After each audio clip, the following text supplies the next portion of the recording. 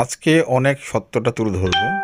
আমাকে অনেক ভাই বোনেরা অনেক সুন্দর সুন্দর কমেন্টস করেছেন, অনেকে অনেক কঠোর করে কমেন্টস করেছেন, অনেকে অনেকভাবে আমাকে বকে কমেন্টস করেছেন। তা আমি সেই কমেন্টসগুলির দিকে কর্ণপাত না দিয়ে বা লক্ষ্য না দিয়ে আপনাদেরকে আমি যে ভিডিওটি দেখাচ্ছি, দেখতে পাচ্ছেন একেবারে ঝুরঝুরে মাংস, এখানে হাড় পড়ে আছে, টুকরা টুকরা অবস্থান করছে। এটি হচ্ছে রোস্ট। রোস্ট কিন্তু এরকম হয় না। যতই চাপাবাজেরা চাপাবাজি করছে, 500 লোকের পাক করলে তার মধ্যে অনেক রোস্ট ভেঙে যায়। এগুলো তো চাপাবাজির সাথে থাকবেই। তার সাথে বলতে চাই, যারা কমেন্টস করছেন বা কমেন্টস করে উৎসাহিত করছেন যেগুলি ধরিয়ে দেওয়ার জন্য, তাদের প্রতি আমার ধন্যবাদ থাকলো।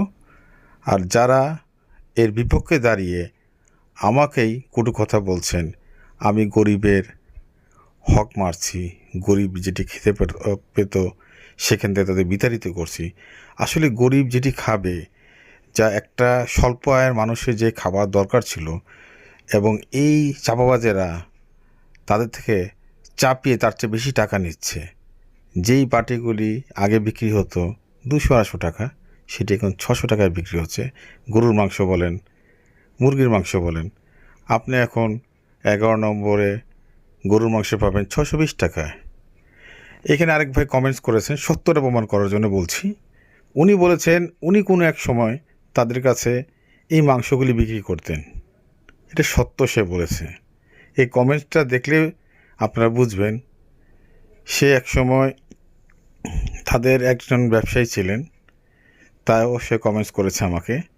তা আমি সত্যটা তুলে ধরার চেষ্টা করেছি, সেখানে অনেকে বিমত করেছেন। আপনারা আমার ভিডিওতে মত বিমত করছেন, আপনারা বলতে চাচ্ছেন সে ভালো কাজ করছে। ভালো কাজ করলে অবশ্যই ভালো বলবো, মন্দ কাজ করলে অবশ্যই মন্দ বলবো।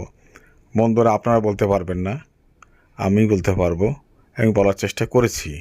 এবং সেই মন্দ থেকেই খুঁজে খুঁজে তার এত কিছু ইতিহাস বের করে এনেছি। আর এই ধরনের যারা বাটপারি করে 40 বছর যাবৎ, 30 বছর যাবৎ ব্যবসা করছে মিরপুরের বুকে, এটি ভুল কথা।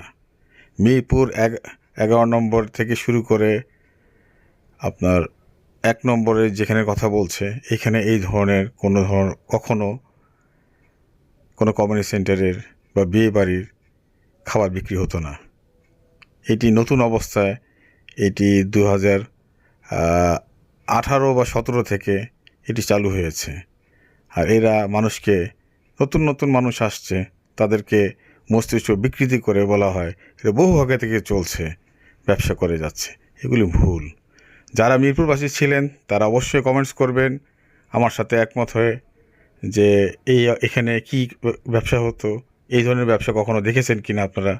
এই ধরনের বিয়েবাড়ি অনুষ্ঠানের মাংস রাস্তায় কেউ ফেলে দিয়েছে, সেটা এনে এরা বিক্রি করেছে, তা কিন্তু নয়।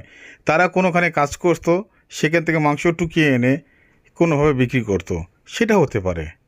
কিন্তু এদেরকে মনে হয় দেখলে তারা সেখানে কাজ করে মাংস সংগ্রহ করে এই ব্যবসাগুলি শুরু করেছে প্রথম অবস্থায়।